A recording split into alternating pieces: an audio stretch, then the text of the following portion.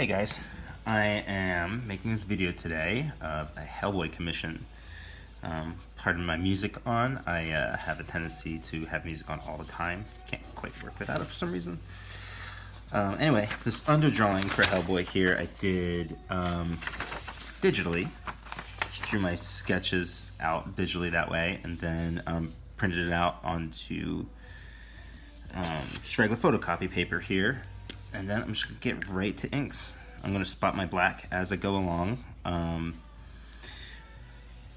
See, I'm gonna talk a little bit more about why I chose to draw Hellboy the way I did here. I think compositionally, what's really fun is we've got a cape coming down, like in this V shape, bringing the eye down to the middle of like where Hellboy's face is.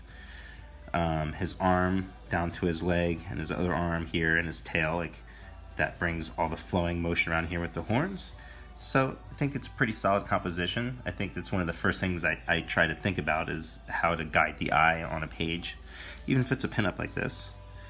Background I already know is just going to be black, so that means I can just really have fun. Just go right into some of these really larger, wide lines.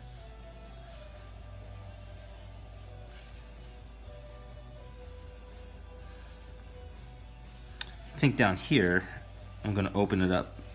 It'll be wide open, so it'll be black up here, but not down here.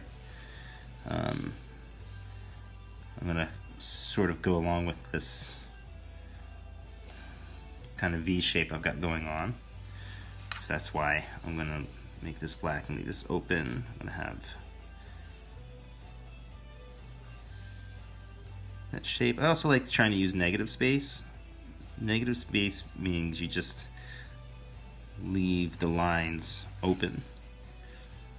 There's nothing there, like a negative. There's a lot of cats out there who are really, really good at this. I do a lot of my negative space in Photoshop, actually, meaning after I would typically draw these lines together and then go in on a separate layer with whiteout and then just start removing stuff to see how much I can trick the human eye into filling in the shape and weight on its own. Obviously, some people like lots of lines on the page because it's pretty cool. I love detail. One of my very first artists that I fell in love with was Art Adams, and so I used to have like super detail everywhere on anything that I did. But as I got older, I've found, I'm not sure why, some of it was because of time, needing more time to actually draw, because I had less time to draw, so I needed to find ways to get more on the page and get the page done quicker, which meant taking out a lot of detail. But in that, I also found a lot of freedom in being able to do other stuff like the use of negative space, which invites the viewer to fill in the visual story for themselves. I know that sounds like one of those kind of bullshitty things you say to sound like an artist and stuff, but it is true. I think that's why people generally, you might be like kind of blown away by a really realistic drawing or painting, like these paintings, like a awesome Chuck clothes piece or something that blows you away with its realism. But I think people really, really get sucked into more abstract work because they're just more engaged.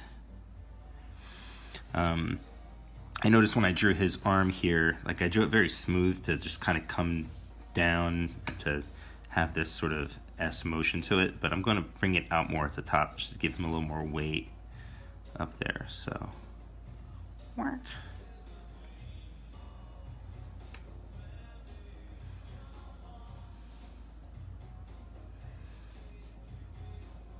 Whenever I draw Hellboy, I realize that I need to pay a lot more attention to his jacket.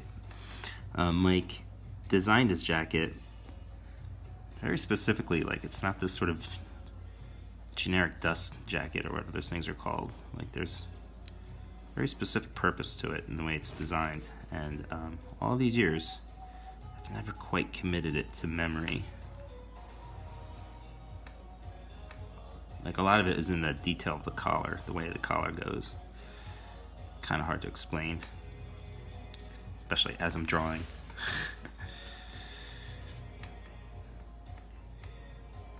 I always like these kind of weapons that look either like they were really old and they've just gotten messed up over the years, or they were just originally made crudely, like these knives. You know, I've always preferred these kind of leaf-shaped blades that are reminiscent of like the Iron Age.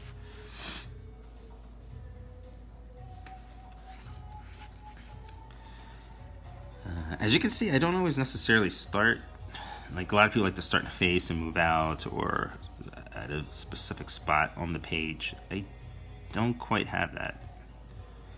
Sometimes I just start someplace easy, like these big swooping lines, just to get something done immediately.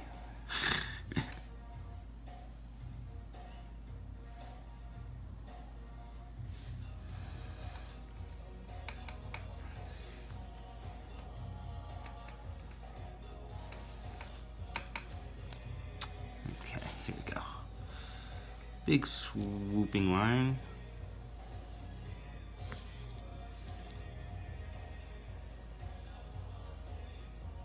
What's fun is I also work digitally, especially on Cape Carson recently, and working digitally I use a program called Paint Studio, and Paint Studio has this really cool tool where it can stabilize your brush line. So like if your line is a little, say you're trying to do a smooth line but it comes out kind of crooked like this, it stabilizes so it keeps you going smooth.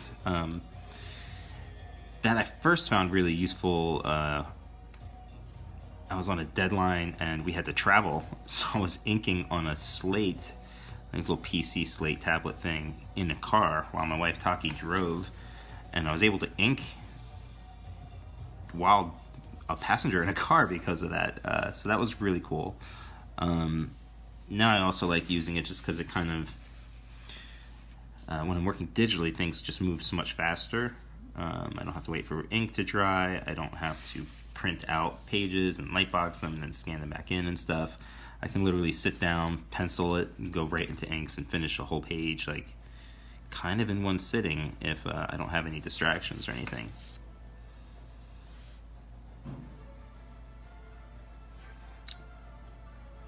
Don't know what that music is playing right now. I'm in the Sahara. Okay, anyway.